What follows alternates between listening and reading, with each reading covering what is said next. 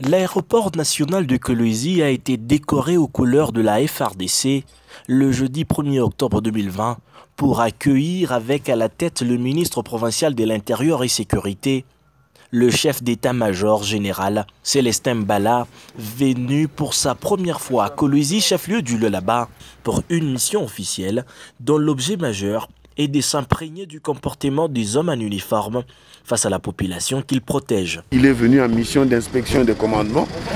Immédiatement, il se rend chez le gouverneur pour présenter les civilités. Ensuite, il y a l'activité purement militaire consacrée à la vie des hommes, au travail qu'ils font afin de protéger la population, de sécuriser l'ensemble du territoire. Voilà.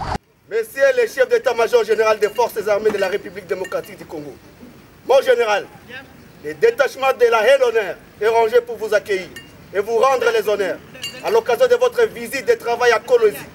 Je vous invite de passer la haie en revue. Les commandants de détachement, les majors, diplômés d'état-major, type Lunduku.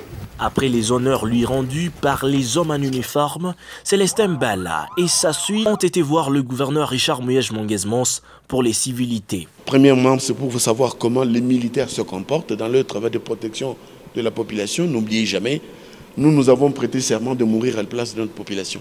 Et notre serment également, c'est de ne jamais trahir le Congo.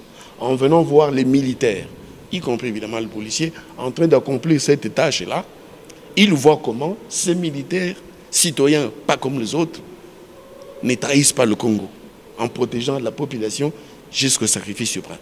En venant ici, il veut aussi honorer son Excellence, Monsieur le Gouverneur, qui a fait un travail exceptionnel en termes de mise en place d'un centre de coordination des opérations modernes.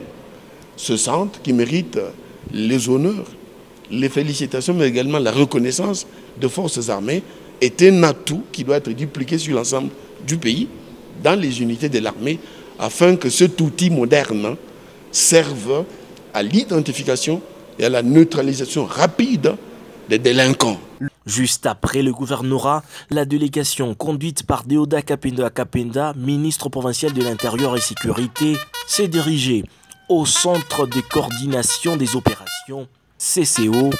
Ici, le chef d'état-major général a reçu les mêmes honneurs peu avant d'avoir des explications en rapport avec ce bureau. Tchamanzaka n'a pas été en marge de cette visite. Le numéro 1 de l'armée congolaise a été conduit sur ces lieux. Question de palper du doigt la réalité de cet endroit où se produisent de façon régulière des cas d'accident.